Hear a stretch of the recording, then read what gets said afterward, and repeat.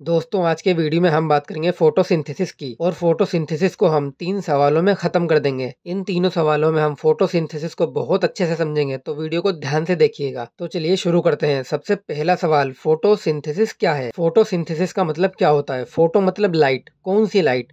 Sunlight यानी सूरज की light. और सिंथेसिस मतलब सिंथेसाइज करना यानी कि बनाना। क्या बनाना? खाना बनाना। तो फोटोसिंथेसिस का मतलब क्या हुआ? The process by which plants synthesize their food with the help of sunlight, यानी कि सनलाइट की मदद से पेड़ पौधे अपना खाना बनाते हैं। फोटोसिंथेसिस क्या है ये आपको समझ में आ गया ना? तो चलिए अपने दूसरे सवाल की तरफ आते हैं और जानते हैं कि फोटोसिंथेसिस कहाँ होती है। फोटोसिंथेसिस पेड़ की पत्ती में और पत्ती के अंदर मीजोफिल सेल में और मीजोफिल सेल के अंदर क्लोरोप्लास्ट में होती है। हम इसके अंदर जाकर और डिटेल में जान सकते हैं कि फोटोसिंथेसिस कहाँ होती है, लेकिन आप सिर्फ इतना ही याद रखिए कि क्लोरोप्लास्ट में फोटोसिंथेसिस होती है।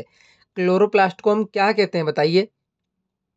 क्लोरोप्लास्ट को हम किचन ऑफ द सेल कहते हैं, यानी कि पेड़ पौधों का रसोई घर क्लोरोप्लास्ट होता है। और आप जानते हैं कि खाना कहाँ बनता है? खाना रसोई घर में बनता है। इसलिए फोटोसिंथेसिस यानी खाने बनाने की प्रक्रिया क्लोरोप्लास्ट में ही होती है। तो चलिए अब हम अपने लास्ट सवाल की तरफ आते हैं और ये जानते हैं पेड़ पौधे आखिर खाना कैसे बनाते हैं, यानी कि पेड़ पौधों के अंदर फोटोसिंथेसिस कैसे होती है। आप पहले ये समझिए कि हम इंसान अपना खाना कैसे बनाते हैं। हम इंसान अपना खाना अपनी बॉडी के बाहर बनाते हैं, पेड़ पौधे अपना खाना अपनी बॉडी के अंदर बनाते हैं। और जैसे कि हम इंसानों को खाना बनाने के लिए सब्जी की जरूरत होती है, आग की जरूरत होती है, नमक मसाले की जरूरत होती है, ऐसे ही खाना बनाने के लिए पेड़ पौधों को भी कुछ सामान की जरूरत होती है। और इन चीजों को हम रॉ मटेरियल कहते हैं, जो कि नंबर में 4 होते हैं। पहला सनलाइट, दूसरा कार्बन डाइऑक्साइड, तीसरा वाटर और चौथा क्लोरोफिल। यही 4 कंपोनेंट होते हैं जिनकी मदद से पेड़ पौधे अपना खाना बनाते हैं, यानी कि फोटोसिंथेसिस करते हैं। अगर इनमें से एक भी कंपोनेंट मिस हो गया तो पेड़ अपना खाना नहीं बना पाएगा, और जब खाना नहीं बना पाएंगे